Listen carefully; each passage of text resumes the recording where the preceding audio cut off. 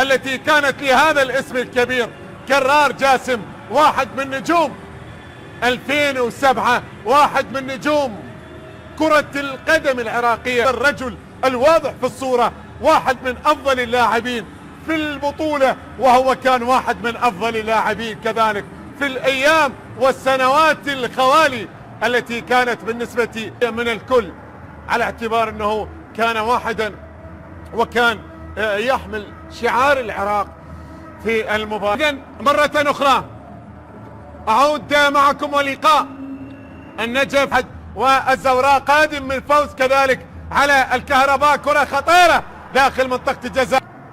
هنا المباراة موعد كبير، مباراة من المباريات الكبيرة عندما يجتمع النجف بأحد الأندية البغدادية. إبراهيم توميو سدد، أحمد جمعة وكرار عبد الكريم صافرة، ويمر من الأول يحاول من أمام علي فاز ولكنه سدد الكرة كل محتاج وحارس المرمى.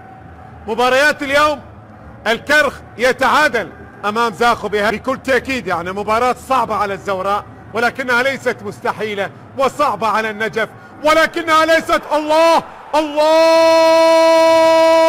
ليست مستحيلة على النوارس.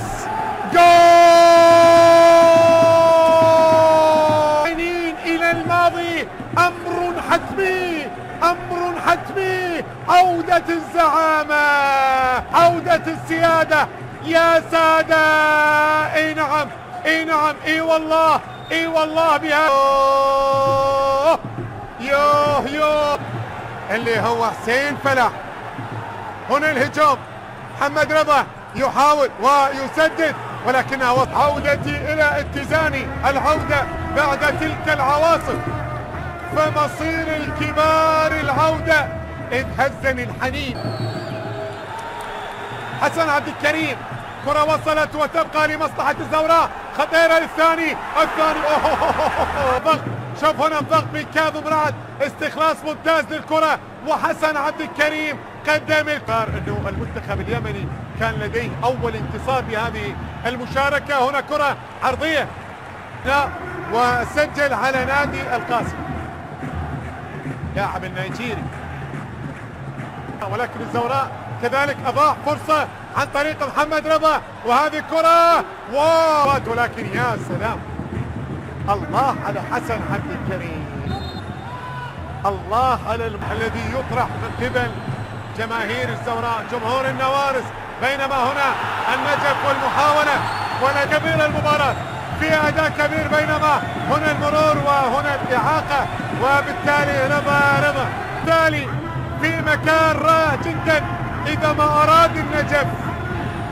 أراد النجف ونتابع. محمد قاسم سدد، الكرة اصطدت بحاد الصد وتحولت كثير.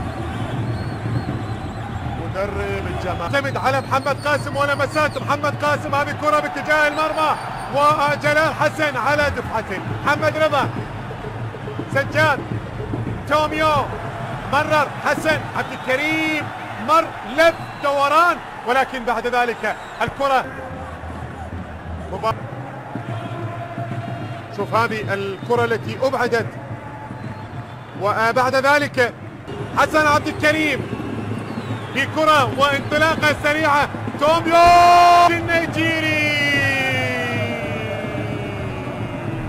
الله على هذه الكرة، الله على هذه المحاولة. شوف هوبا دومينيك مندي، محمد قاسم سدد الكرة ولكنها محمد رضا، محمد لف ودوران، يحاول محمد، سدد الكرة، وبعد ذلك سجل هدف جميل في المباراة الماضية والمسافة، ولكنه لا يمانع. دومينيك ميندي سدد الكرة ولكنها وصلت. توميو يحاول أن يمر، بعد ذلك الكرة فيها عودة وسرهان، جول ثاني، جول ثاني يحتسب داخل الشباك ليتقدم الزوراء، يحتسب الهدف. يحاول ابعاد الكرة، شوف الإعادة، كلف الفريق هدف ثاني، يكلف الفريق هدف ثاني لمصلحة الزوراء. شوف الكرة، هذه الكرة من الفار. ماذا لدينا إذن؟ ماذا لدينا؟ حكم المباراة هدف ثاني. شوف العودة من إياي، وبالتالي شوف الكرة. خلاص مرت الكرة وتقدم الزوراء. ربما يفعلها ويسجل الثالث، بينما هنا أحد فريق الزوراء. شوف الإعادة، والكرة مرت بهذه الطريقة. سدد إياي، أتيموين سدد الكرة، فتح زاوية للتسديد، ولكنها مرت إلى خارج أرضية ميثم جبار. عرضية عالية وإبعاد صعبة على القوة الجوية. كرة عالية وصلت لجلال حسن. الكرات الثابتة ربما تغير من واقع المباراة. محمد قاسم ينتظر قود المرتدات من خلال الشوط الثاني. حسن توميو ضاعت إلى خارج أرضية الملعب، تحولت إلى ركلة مرمى. هذه الكرة وهذه الفرصة، الاعتماد. فابريس، رمية التماس داخل منطقة الجزاء، والتسديدة مرت، حولت إلى لدومينيك جيمندي، ضاغط علي محسن، وبالتالي المرور الممتاز. العرضية هذه خطيرة، حسين فلاح، الله، واضح والصورة معبرة ولا تحتاج إلى تعليق. بالنسبة لجماهير الزوراء، فريق النجف بطاقة صفراء، هذه المرة بطاقة صفراء الرابعة في المباراة.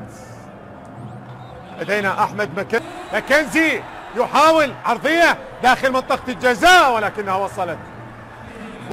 محمد قاسم، كرة العرضية العالية رأسية، ولكنها محمد قاسم، تمرير دومينيك مندي سدد. هذه أهدافه مع الزوراء، بينما الزوراء الذي يحاول الآن كاظم، عرضية وإبعاد. كرة أمامية، محمد قاسم، كرة تقطع. سجاد يحاول أن يسدد، يمر ويسدد الكرة، ولكنها مرت. شوف شبر استلم الكرة ومر. الله على شبر علي، سدد الكرة ولكنها مرت إلى خارج أرضية الملعب، إلى ركلة عرضية عالية داخل منطقة الجزاء.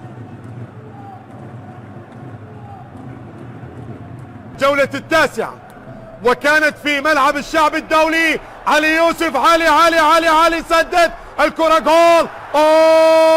على حسن عبد الكريم، قوقية. شوف الأولى، برافو ركنية للزوراء لغاية الآن. بينما محمد قاسم، هذه عالية خطيرة فاز. بينما هنا البشير قورياني، ضربة ركنية. شوف البشير، وبالتالي المتابعة من سجاد المتابعة والمطالبة. القرار واضح. الصائب بعد ما يشاهد اللقطة عن قرب وبأكثر من زاوية، بأنه هناك ركلة جزاء للنم. علي سدد، جول. الله، سجل